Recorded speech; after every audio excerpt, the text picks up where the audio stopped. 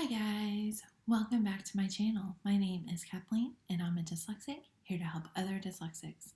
And today I am going to be going the history of Orton Gillingham. If you're like, what is Orton Gillingham? It is a research-based reading program, and there are lots that have spun off from it to help dyslexics better learn. This research-based intervention strategy is how I learned to read. So I find it very, very fascinating, and I studied it also during my master's, my master's thesis.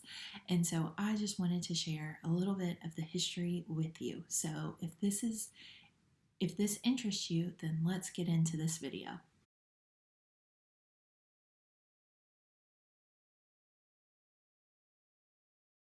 Okay, what is Orton-Gillingham? Orton-Gillingham is a powerful approach to teaching reading and spelling through multi-sensory, sequential, individualized, phonics-based, and explicit instruction.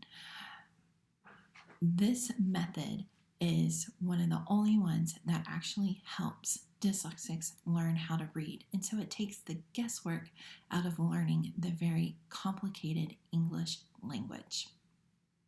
So you're probably thinking, who are Orton and Gillingham? So Samuel Orton was the pioneer in dyslexic, and he studied numerous children who had language processing issues and helped develop a teaching principles designed to help children learn more efficiently. One of his students who studied under him in his approaches was Anne Gillingham, and she took what he did and she used her teaching background to combine what she knew and what he came up with to help understand the structure of language. And so together they published the manual Orton-Gillingham, which was originally published in 1935. And Orton-Gillingham is still widely used in the dyslexic community because it's one of the only ones that works. So you're probably thinking, why does it work? So it takes the guesswork out of learning English. It takes the guesswork out of reading. It takes the guesswork out of spelling. And it focuses on the rules, all of the rules that we need to learn how to read these words. And so with English, there are only 26 letters, but there are 44 speech sounds. And when you combine all the different letters, there's over 250 ways to spell those 44 speech sounds. That's a lot of rules. That's a lot of confusion. That's a lot of information that everybody has to learn. And people who do not have dyslexia, this comes more naturally to them. But people with dyslexia have to have a specific instruction to learn all of these rules and challenges. So they took all of this information and put it together.